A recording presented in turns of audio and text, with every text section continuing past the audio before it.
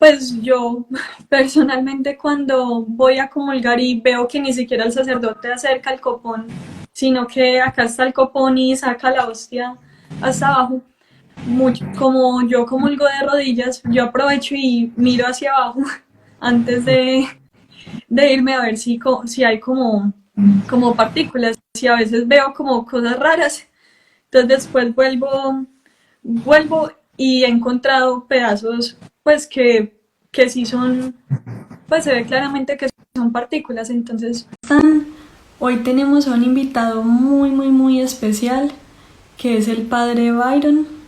Entonces, ¿por qué este tema? ¿Por qué es importante hablar de este tema de por qué es sobre cómo hay que recibir la comunión? Porque nosotros, pues que esta página es sobre apologética, debemos defender lo que amamos. Y si amamos a la Eucaristía, pues también tenemos que defender pues la forma en que se recibe, debemos saber hacerlo para evitar que hayan profanaciones, para saber hacerlo de la mejor forma posible. Entonces, pues hoy quise invitar al padre Byron eh, a que nos hable un poquito sobre este tema. Él que en muchos videos ha hablado sobre esto precisamente, sobre algunos abusos que se pueden dar, entonces nos puede ayudar a aclarar un poco como muchas cosas que a veces no están claras. Entonces, uh, estoy intentándolo invitar para que se una. Bueno, el padre, hola. ¿Qué tal? Qué gusto. Muy ¿Cómo estás? ¿Puedes bien, escucharme ¿y bien? tú? Sí, sí, te escuchas muy bien. Qué bien, qué gusto, qué gusto. Creo que estoy muy cerca, no sé, me hago más atrás. Ah, no, está bien. Ok, qué gusto, muy buenas para ti, para todas las personas que se van conectando. Qué gusto poder compartir aquí en este canal apologético que he visto que últimamente está siendo muy conocido o que tiene bastante alcance para la gloria de Sí, Dios, ¿no?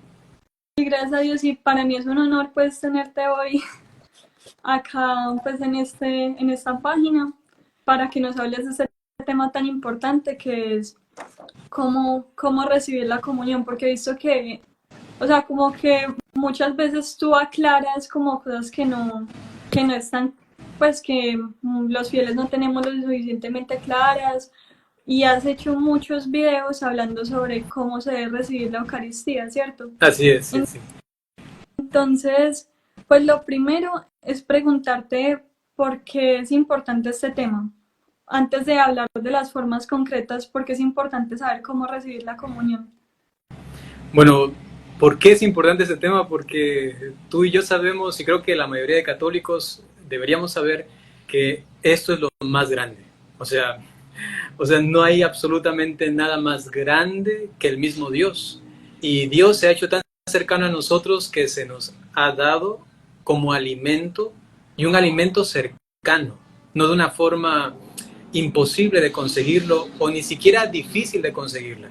Entonces, teniendo esta gran misericordia de Dios de acercarse tanto a nosotros de una manera tan humilde y tan sencilla, y reconociendo que ahí está realmente presente Dios, pues de nuestra parte merece absolutamente toda la dignidad, todo el respeto, toda la devoción y adoración, y por ello, al tratar ese tema, estamos hablando de algo sumamente grave, sumamente importante, sumamente sumo, por decirlo así, ¿no?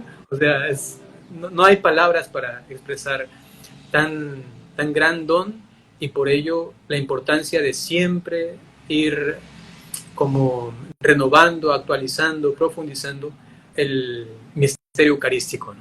Evidentemente. Claro. Y en varios videos usted ha hablado de un documento que creo que se llama Redemption y Sacramentum, ¿cierto? Así es, En el redención y que, sacramento. ajá, en el que se habla cómo se debe comulgar en cada una de estas formas concretas. Entonces, pues, si nos puede hablar un poco sobre lo que dice. Bien, este documento ha sido pues dado a la Iglesia justamente en previsión, en sanación también de abusos litúrgicos específicamente eucarísticos, ¿no? Entonces aquí hay algunos apartados, algunos temas específicos, pero concretamente existe en este documento unos numerales que hablan al respecto de la comunión específicamente. Entonces, ¿cómo se debe recibir? Y hablan en términos generales para explicarlo y luego si quieren podemos ir profundizándolo. Si la gente tiene quizá también preguntas, puede hacer y vamos ahí pues detallando un poco más. Lo que dice este documento es que hay que tener mucho cuidado con los abusos al respecto de la comunión. Por ejemplo, menciona que es permitida la comunión tanto en la boca y también en la mano siempre y cuando, y pone unas condiciones, siempre y cuando la Santa Sede, por ejemplo, haya aprobado en la conferencia episcopal de un país que se admita esta forma de comunión y además que se prevenga cuando se recibe cualquier abuso litúrgico o cualquier profanación o sacrilegio al respecto de la comunión. Entonces allí se pone esta cautela porque se sabe que podría ocasionarse, y ha pasado en algún lugar, en algún momento, pues una profanación. Personas que a veces se lo llevan, o inclusive sacrilegio, porque se lo llevan con la intención de hacer algo malo. Recientemente yo subía un video, y quizá también ustedes lo han visto por allí, de una supuesta vidente, que realmente es bruja, ¿no? Es una bruja que aconsejaba a las personas ir a la misa, pero qué horror, ¿no? Decía, vayan entre semana, el domingo sí comulguen, pero entre semana sí se lo sacan de la boca, ¿no? Se lo sacan de la boca y se lo guardan para hacer esta brujería, ¿no? O sea, es una cosa tremendísima. Y no solamente lo dice ella, sino que también hay muchas otras brujas, brujos, y luego también satánicos, ¿no? Que intentan hacer daño directo a la Santísima Eucaristía. Entonces, este documento, al hablar al respecto de la comunión en la mano, pues pone ciertos parámetros. Por ejemplo, yo como sacerdote, si me doy cuenta que las hostias que se han elaborado para la Santa Misa son de una consistencia muy endeble y que rápidamente se caen las partículas y esto, yo por ejemplo tomo la hostia y la parto y veo, se están cayendo fácilmente las partículas, entonces ya viene mi objeción de conciencia al respecto de esto que pide la Iglesia, que el sacerdote tiene que ser pastor y vigilar esto. Entonces si veo que caen demasiadas partículas y que si yo voy a dar la comunión de ley le van a quedar partículas, entonces yo puedo decir en la misa, queridos hermanos, en este momento les pido de favor reciban la comunión en la boca todos, porque las hostias que tenemos se están fraccionando fácilmente y si es que les doy en la mano pueden quedar partículas. Existen otros casos en los que, por ejemplo, las hostias son muy consistentes, muy compactas y no caen partículas. Por ejemplo, yo he estado recientemente en Alemania y allí las fabrican muy bien hechas, ¿no? O sea, son bien hechas, muy bien hechas. Y aunque con los que yo estoy, grupos de católicos bien fervientes, ellos reciben la comunión en la boca, sin embargo, si es que me llegase a pedir a alguien en la mano, no tengo esa objeción primaria de decir las partículas se van a caer, ¿no? o se pueden quedar en las manos. Entonces yo he revisado y todo y digo, qué bien hechas están, ¿no? Deberían hacerlas así siempre, inclusive para aquellos lugares donde a veces se da esto. Personalmente yo no recomiendo la comunión en la mano por no solamente la cuestión práctica de evitar una profanación, sino todavía una cuestión positiva. Es decir, la una es prevención, sino más bien una cuestión positiva, en el sentido de que se pueda recibir con la mayor reverencia y de la forma más tradicional posible la Santa Eucaristía. Y esto es de rodillas y en la boca, ¿no? Que es lo que inclusive les recomendaría a todos los que están aquí presentes, ¿no? Entonces, uno de esos puntos que trata este documento es al respecto de esta doble posibilidad, esta segunda de la comunión en la mano, con estos parámetros que hay que siempre observarlos. Y también dice algo importante al respecto de los abusos, y esto pasa a veces con los ministros. Nosotros como sacerdotes a veces podemos tener ciertas ideologías o ciertas concepciones que no están a veces de acuerdo con la Iglesia. Y entonces sucede que, por ejemplo, el sacerdote ve que alguien viene a recibir la comunión y se pone de rodillas o pide que le den en la boca, el sacerdote le dice, no, póngase de pie, ¿no? o aquí no se da la comunión de rodillas, o aquí solo se da en la mano. Entonces el mismo documento dice que no se le puede negar la comunión a absolutamente nadie solamente por el hecho de querer recibirla, por ejemplo, de rodillas en la boca, ¿no? Entonces esto también es muy importante y deberíamos quizá profundizar ese documento que nos ha dejado la Iglesia para que inclusive nosotros podamos en algún momento, si algo sucede así, pues decir, mire, padre, aquí en el numeral 69, el numeral 92, el 132, dice lo siguiente, solamente le dejo esto, yo me he sentido mal porque me ha negado la comunión de rodillas o en la boca, y solamente quería expresarle esto, ¿no? Y si usted continúa así, pues quizá voy a ir a la parroquia de al lado, ¿no? No sé. Inclusive, pero entrar siempre en diálogo y con mucha humildad, ¿no? Con mucha humildad y caridad, ¿no? Claro, sí, a mí precisamente me pasó Yeah. una vez pues en Colombia, en un pueblo, creo que solo había un sacerdote en todo el pueblo, Oh, yeah, yeah. y, y pues pedí recibir la comunión de rodillas y en la boca, y me la negó, y le tuve que rogar como durante media hora hasta que me la pudiera dar, pero ya después de la misa, pero cuando cuento eso hay muchas personas que me dicen como, ay, a mí también me la negaron, pues es algo muy común, entonces como en esos casos, ¿de qué forma o qué podemos hacer para Sí, que ahí hay dos opciones. Yo siempre propongo dos opciones. La una es sencillamente no recibirla si es que uno tiene una objeción fuerte de conciencia, ¿no? ya, Hay algo muy fuerte. Por ejemplo, hay personas que han sido instruidas espiritualmente, religiosamente, en devoción al respecto de comulgar siempre rodillas en la boca de la manera más fervorosa. Les han enseñado mucho al respecto de los santos que han recomendado la comunión en la boca, de rodillas, o mencionan también la frase típica de Santo Tomás de Aquino, que dice que solamente las manos sacerdotales pueden tocar el cuerpo del Señor. Entonces, si es que se ha ido instruyendo de esta manera a la persona y el sacerdote le dice que tiene que comulgar en la mano y tiene una objeción de conciencia, ahí el sacerdote no puede obligarle. Y entonces la persona, si él no quiere darle la comunión en la boca, sencillamente le dice al sacerdote, no puedo recibirla ahora, ¿no? No lo voy a recibir. Y en esos casos se puede hacer la comunión espiritual, ¿no? Que es comulgar realmente el sacramento. También nos enseña Santo Tomás de Aquino. Uno comulga realmente el sacramento del altar de manera espiritual, ¿no?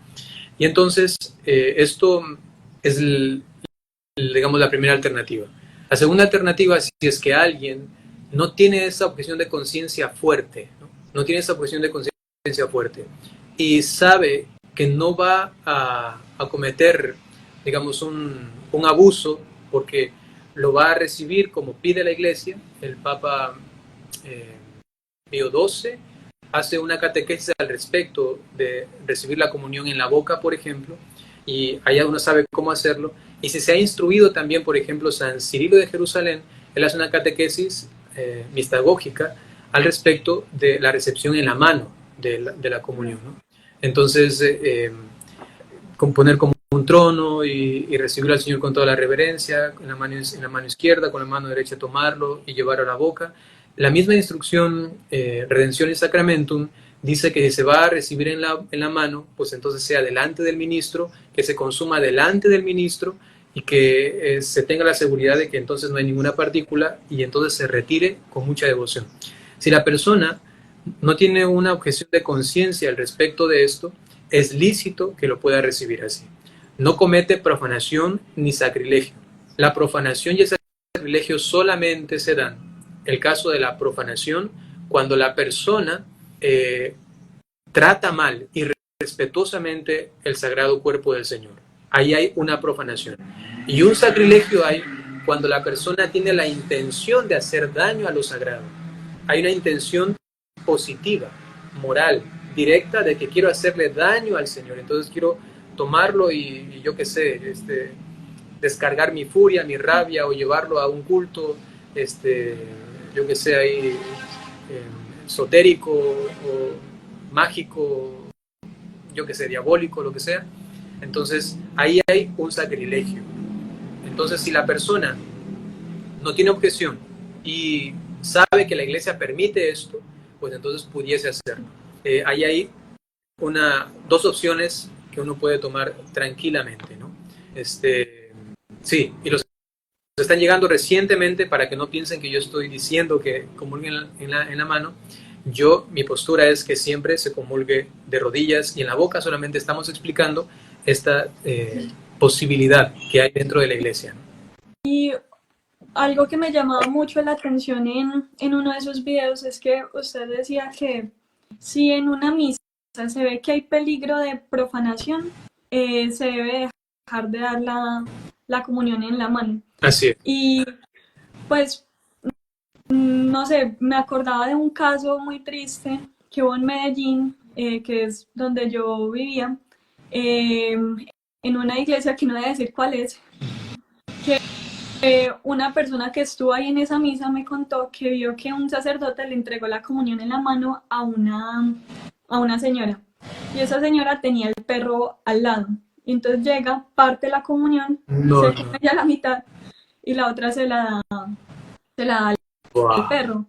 Entonces, pues, y aún así, esta persona que yo conozco que estaba ahí viendo, el sacerdote no le dijo nada y ya, todo siguió como si nada. Entonces, no, nunca he escuchado algo así. sí, no, es muy fuerte. Entonces, yo me preguntaba como nosotros, pues como los fieles, ¿qué podemos hacer como en estos casos? O porque es que muchas veces vamos y le decimos algo al sacerdote y, por ejemplo, una vez también me pasó que había un lugar en donde el sacerdote exponía el Santísimo, y cuando lo exponía ponía hostias consagradas para que las personas pudieran ir y cogerlas cuando quisieran. Entonces, pues yo dije, no, pues no puede ser así. Entonces fui a hablar con él de una forma muy respetuosa y le dije, pues consulté en el Código de Derecho Canónico en qué numeral decía expresamente que eso no se podía. Y le dije, padre, pues no sé si usted lo tiene presente, pero esto es el Código de Derecho Canónico. Y él me dijo que se sentía hablando con el tribunal eclesiástico, que ni el obispo le había dicho eso. Entonces, como, no sé, nosotros qué podríamos hacer o qué nos recomiendan. A ver, si es que es una situación así, o sea, tú estás presenciando en ese momento algo, una profanación, o estás presenciando un sacrilegio, tú tienes todo el derecho ahí, sí, con toda la ira santa, ¿no? Llenarte de esto, y ese mismo momento armar allí entre comillas, ¿no? Como un escándalo, ¿no? O sea, porque estás escandalizada, ¿no? O sea, en ese sentido, ahí uno está permitido realizar algo parecido. Ponerse de pie, acercarse al sacerdote y decirle por las buenas, ¿no? Por ejemplo, en este caso que están recibiendo la comunión ahí todos los que quieren, ¿no? Acercarse al sacerdote y decirle, por favor, ¿no? O sea, inclusive hasta con esa ira que debería tener ese momento por el amor que tenemos al Señor, deje de realizar esto. Eso está prohibido por la iglesia. Y pedir al Espíritu Santo, ya que hay tantas circunstancias, ¿no? Tú comentas una, lo del perro, lo de la adoración al Santísimo, y que lo pone ahí, y pueden ocurrir lamentablemente, y mira qué doloroso. Estamos hablando de algo que pudiese pasar y que ha pasado dentro de la iglesia, ¿no? O sea, estamos hablando de una crisis fuerte sacerdotal. Estamos hablando de una crisis fuerte al respecto de la Eucaristía. Y entonces ahí pedir al Espíritu Santo, ilumíname, ahorita me pongo de pie y voy a ir hasta allá y voy a, no sé qué voy a hacer, Espíritu Santo, mientras voy dando los pasitos hasta acercarme al sacerdote o acercarme a la señora que acaba de hacer eso, ilumíname para poder corregir, para poder por lo menos alertar, amonestar, exhortar a la persona o al mismo sacerdote de lo que al Señor se merece y de lo lamentable que han tratado en ese momento. Entonces, es muy complicado dar normas generales, pero lo que se puede decir allí es que está permitido en ese caso, porque estás viendo algo que va en contra de tu Señor, o sea, es lo más sagrado, como hemos dicho al principio, y está permitido en ese momento ir y hacer lo que el Espíritu Santo te inspire, ¿no? O sea, ahí no sé si ponerte en medio de la iglesia y decir basta, gritar así durísimo, ¿no? Basta, ¿qué está pasando en el templo de Dios, ¿no? No sé, algo que se me ocurre en ese momento, o ir allá al sacerdote y ponértele de rodillas, ¿no? Hacerle así, decirle, deje de maltratar al Señor, ¿no? Deje de maltratar al Señor. No sé, se me ocurre, son cosas prácticas que uno tiene que pedir al Señor para poder actuar en esos momentos que uno no está ahí como pensando, ¿no? O sea, no está diciendo, si en esta misa pasa esto, voy a hacer esto. No, uno no sabe y pueden ocurrir cosas tan extravagantes, ¿no?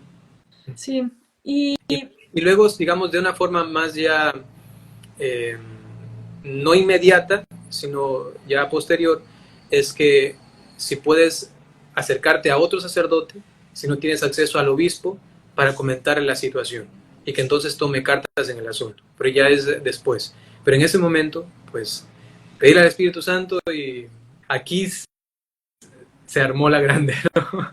Porque están ultrajando el cuerpo del Señor, o sea, ahí como un mártir, ahí como un santo loco, un loco santo que quiere hacer que el Señor sea amado, adorado. claro. Listo, y pues ya como hablando otra vez como de las formas concretas de comulgar, le quería preguntar si el uso de la patena, pues de la bandeja, o sea, ¿es obligatorio o es algo opcional que los sacerdotes dejan como a su libertad? Ya. O sea, la norma es que siempre que se tengan los utensilios litúrgicos que se deben usar, Ujú. ¿sí? Entonces, existen parroquias, eso es verdad, ¿no? Donde son muy pobres, por ejemplo, ¿no? Y entonces tienen un cáliz, una patena, una custodia para exponer el Santísimo y ya están hasta un poquito viejitas y todo, pero aún es digno y todo, pues no tienen una patena para, o bandeja como también se le llama, para el momento de la comunión, allí se entiende la situación, ¿sí? El sacerdote debe realizar, entonces cuando da la comunión, tiene que, por ejemplo, a veces yo hago algo parecido, disculpen que voy a utilizar el teléfono, entonces yo tengo aquí la comunión y entonces con la misma patena donde están las hostias, hago como si fuera la bandeja, ¿no? Para procurar que no se caiga ninguna partícula. Inclusive yo he estado en algunas misas, a veces estoy por aquí, por allá, y los sacerdotes se me acercan y me dicen, padre, nunca había visto eso y me parece que es muy práctico, ¿no? Ya que aquí no tenemos patena, dice, me parece muy práctico. Y dice, he aprendido algo, ¿no? Eso es muy bonito para poder custodiar el cuerpo del Señor. Son cuestiones prácticas porque no se tienen todos los vasos sagrados.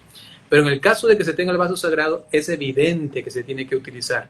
Si hay un ministro, un acólito, por ejemplo, entonces él va y pone la bandeja debajo.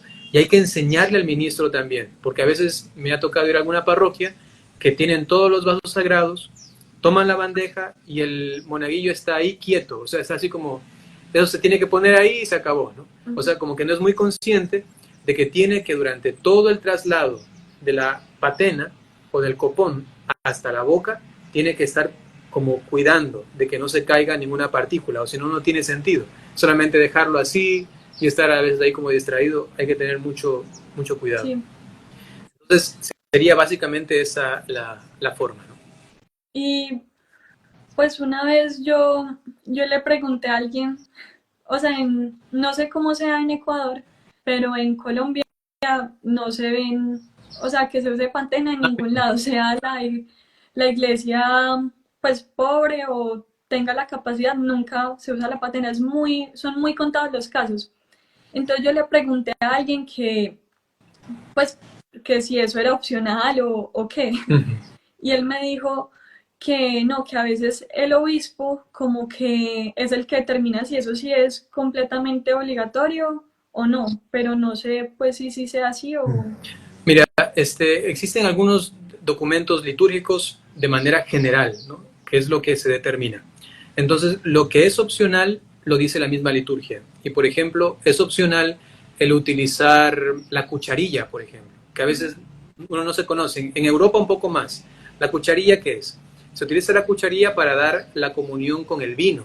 Entonces, toma una cuchara, es una cosita bien chiquitita, una cuchara chiquitita, se toma el vino consagrado y se le pone al que va a comulgar vino, ¿no? Entonces comulga el pan y luego el vino, o sea, el cuerpo y la sangre.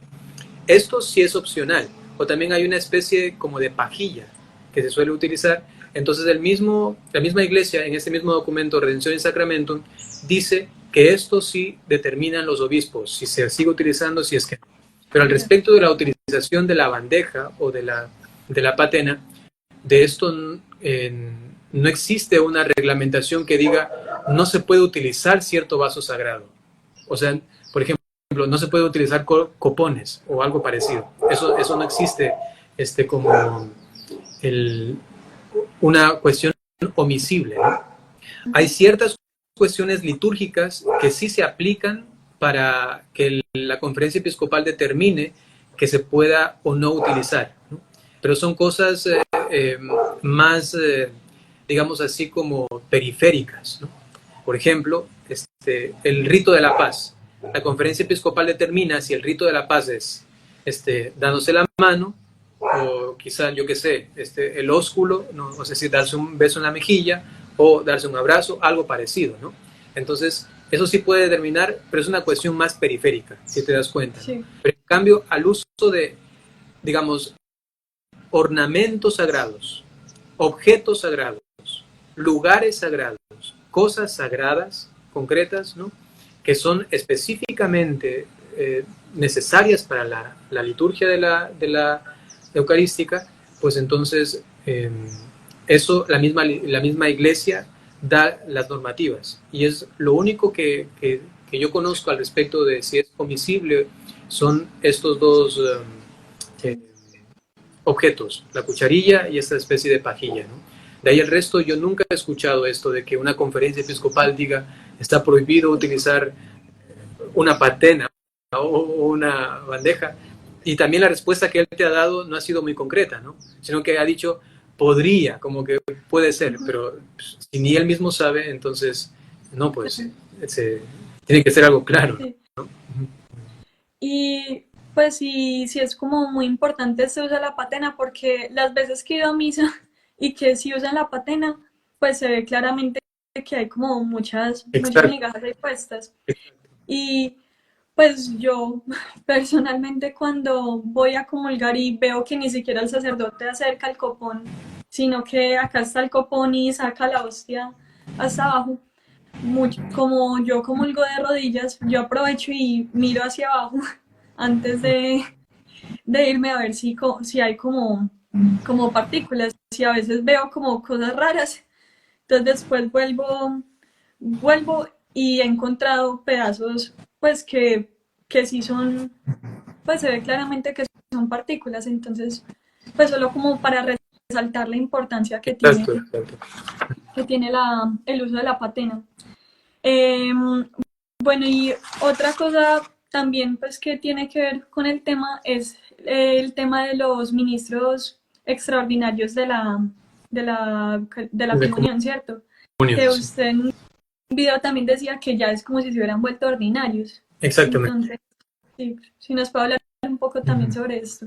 Sí, como tú también lo has mencionado, es un ministro extraordinario de la comunión, ¿no?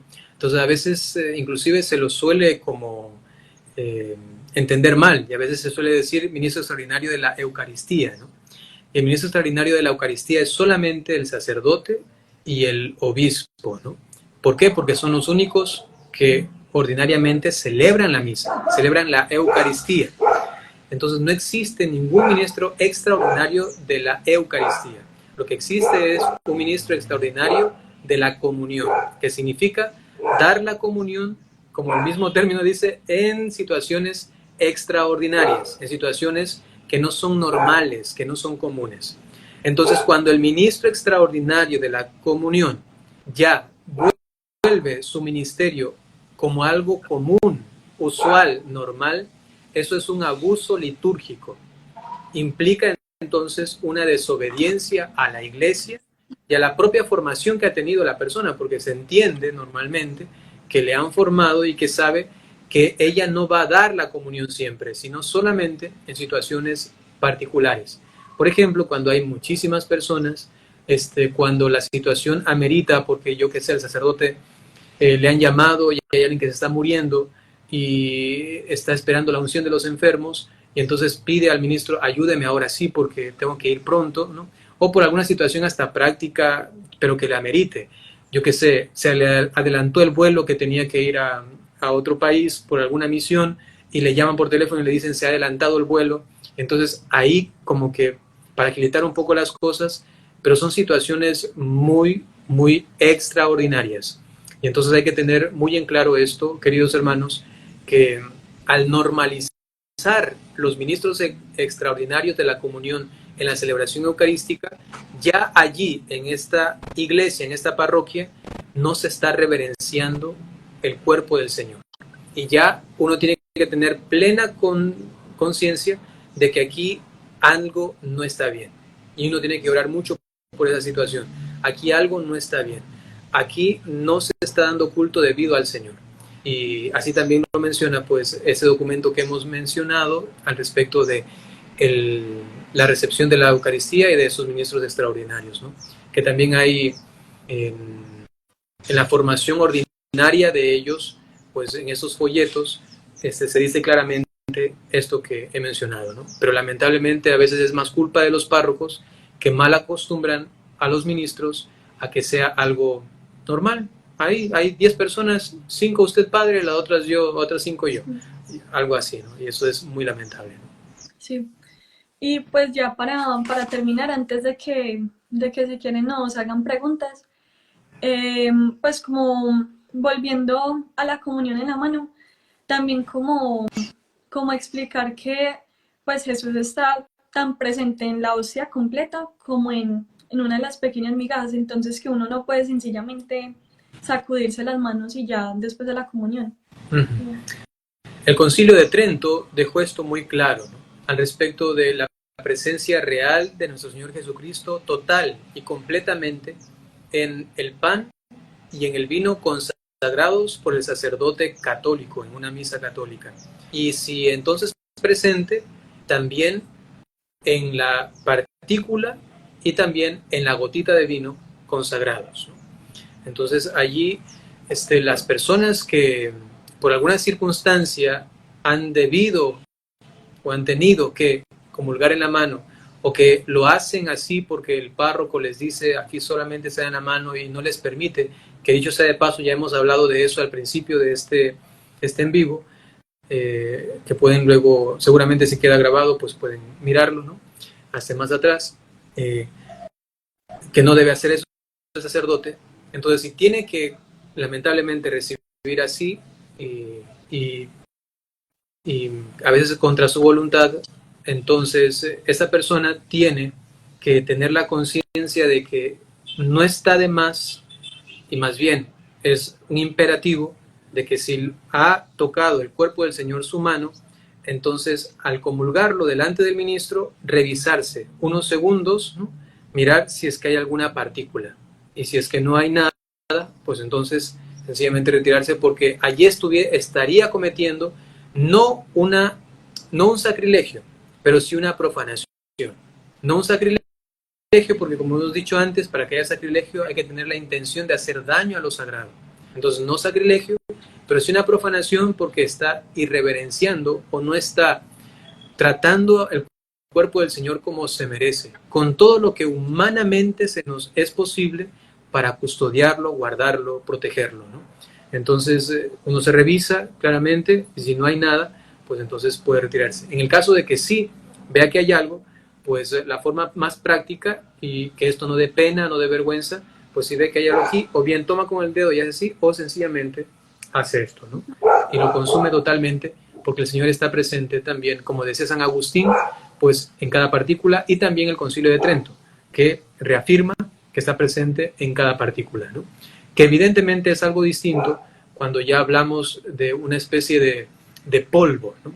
O sea, cuando es polvo, es muy complicado determinar si ya la sustancia de pan se ha corrompido, ¿no? Santo Tomás de Aquino habla de la corrupción de la sustancia, y cuando hay corrupción ya no hay presencia, ¿no? Pero entonces determinar eso, o sea, ya cuando es de este tamaño ya no hay, un poquito más grande todavía hay pan, entonces ahí eso no podemos hacerlo. Y por ello siempre hay que tratarlo con suma reverencia, inclusive cuando sea muy, pero muy pequeñita.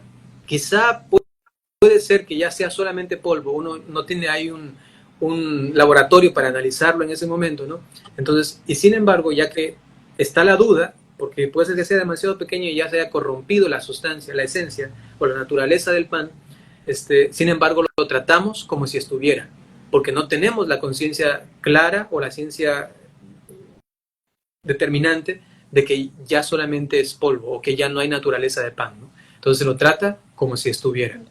Porque yo he escuchado esto, y te lo comento también allí en España, de algunos laicos que dicen, no, recibimos en la mano, y cuando hay una partícula así chiquita dicen, ya no hay, ya no está presente, ¿no? Ya no está presente. Inclusive me pasó esto en un Carmelo, por allá en Alemania, unas hermanas carmelitas que deberían ser unas adoratrices tremendas del Señor, ¿no? Me decían, padre, usted cuando purifica, nos hemos dado cuenta que se purifica demasiado, o sea, que se purifica los dedos demasiado. Una hermana me mandó a decirle que no lo haga tanto porque no es necesario, porque ya no está presente el Señor ahí en las partículas. Y yo, ¿qué? ¿Pero qué estás diciendo, no? Entonces tenía que citarle a San Agustín, a Santo Tomás, lo que dice el Concilio de Trento y todo esto, y la monjita decía, ah, es verdad, ¿no? O sea, ¿qué? O sea, me dolía muchísimo, ¿no? Porque se nota allí que sencillamente casi queda lo mismo. Si uno dice así, bueno, así será, ya sea así o ya sea así. Pues es que no se trata de que si es así o así, lo que nos interesa es la verdad y nos interesa saber si realmente está presente. Y entonces lo que nos dice la Iglesia es que está presente a menos que haya una corrupción de la naturaleza, pero como no podemos determinar eso, lo tratamos como si estuviera. Porque si está, o sea, imagínate, si está presente, inclusive en eso que puede ser casi que polvo, ¿no? Y si sí está, entonces por si las moscas decimos por acá, yo lo trato como si realmente estuviera, porque no puedo verificar con un laboratorio, repito, que ya no está presente, ¿no? Me refiero a la naturaleza del pan, porque cuando se corrompe la naturaleza del pan, deja de ser pan, ya no hay presencia. Lo mismo dígase del vino, ¿no? Claro. Listo, entonces muchas gracias, padre. Estas eran como las preguntas que le quería hacer. También como para formar conciencia de lo que realmente es la Eucaristía, porque hoy uno ve muchas cosas y más que todo después de la pandemia. Para mencionar otro caso que también me contaron en Colombia, que sucedió, como que en un momento empezaron a dar pues, las hostias como en bolsas, como en donde uno mete comida, como esas bolsas de papel, y las entregaban así. Durante pues, como, la pandemia. sí. Entonces, pues son demasiadas las cosas que se ven. Y pues al principio, antes de que se conectara, yo les decía que pues es importante como conocer estos temas y defender la Eucaristía también en la forma en que la tratamos y en que la debemos tratar, porque aquello que amamos pues es lo que debemos defender, Pues, ¿cierto? Entonces, bueno, ya si quieren como respondamos unas 3 preguntitas que nos hicieron por aquí. Y ya entonces la primera es, ¿cuál es la preparación que se debe tener para comulgar? Bueno, la Iglesia Católica pide primero que se esté en gracia de Dios, ¿no? Por ahí alguien comentaba, padre, no estoy casada, puedo recibir la comunión, ¿no? Pudiese recibir la comunión si es que se puede confesar. ¿Qué significa esto? Es decir, que no está con nadie, digamos, se ha separado de alguien, ¿no? Y ha decidido estar soltera, ¿no? Dejar cualquier intención de estar con alguien más, ¿no? Fuera de su esposo, ¿no? Entonces está divorciada o está separada, entonces sencillamente allí vive como célibe o como soltera. Si se ha casado con alguien, pues tiene que ser fiel a su esposo, aunque en este momento no pueden estar juntos por cualquier situación, y entonces ahí puede confesarse, ya que no está en pecado. Entonces primero ahí estaría en gracia de Dios para todos, ¿no? Segundo, que tiene que guardar el ayuno eucarístico. ¿Qué significa esto? que una hora antes de la comunión no puede consumir alimento, a menos que sea agua o a menos que esté enfermo y tenga que recibir alguna medicación. En ese caso, ahí sí puede comulgar. En el caso normal, una hora antes no puede consumir ningún alimento, una hora antes de la comunión, no de que comienza la misa, sino de la comunión. Uno tiene que calcular más o menos. Segundo, ¿no? Tercero, tener el deseo realmente de comulgar, es decir, reconocer la presencia del Señor en el Santísimo Sacramento y luego en su corazón desear tenerlo al Señor. Es decir, es un acto de afecto, un acto afectivo en el cual uno quiere recibir realmente al Señor presente, porque no basta solamente la comunión sacramental, sino que cada vez que vamos a comulgar tenemos que hacer la comunión sacramental y espiritual, las dos a la vez. Porque si solamente recibimos sacramentalmente y no espiritualmente, o sea, no hacemos el acto espiritual de reconozco, recibo y amo, adoro, oro al Señor dentro de mí, ¿no? Si no hago este acto espiritual y solamente lo recibo como si fuera cualquier cosa, o sin conciencia, o sin afecto, sin amor, sin fe, sin esperanza, pues esto también sería una ofensa al cuerpo del Señor. Y esto debería no ser permitido para la persona recibir al Señor si no está en esas condiciones. Y también evidentemente haber hecho una preparación para ello, es decir, reconocer intelectualmente el misterio entendible al respecto de la doctrina de la Eucaristía. Por ejemplo, los niños que van a comulgar tienen que tener un conocimiento básico de la presencia del Señor y lo que significa la Sagrada Comunión, y entonces pueden recibir. Entonces también otro elemento importante es el conocimiento, la conciencia de lo que se recibe. Entonces tenemos esos 4 como elementos que se tienen que siempre procurar: estar en gracia, el ayuno eucarístico, luego la comunión espiritual y sacramental que debe realizar, y por último la conciencia de lo que se está recibiendo, ¿no? Perfecto. Listo, padre. Entonces eso era más o menos como de lo que quería que habláramos. De verdad, muchas gracias por aceptar esta invitación. Pues de verdad estoy muy feliz de que hayamos podido hablar hoy. Y bueno. Con todo gusto. Si me permites, puedo darte la bendición a ti y a todos los que están allí presentes. Claro que sí. Bien, dispónganse entonces para recibirla. El Señor esté con ustedes. La bendición de Dios Todopoderoso, por intercesión de la Santísima Virgen María, San José y todos los ángeles y santos, San Antonio Abad, en el nombre del Padre, y del Hijo, y del Espíritu Santo. Listo, Padre, de verdad, muchísimas gracias. Que Dios te bendiga. Muchas gracias también por la invitación. Para mí ha sido un momento muy agradable, y pues a todos les mando un saludo, también un fuerte abrazo de por acá. Cuídense mucho. Listo, gracias. Chao.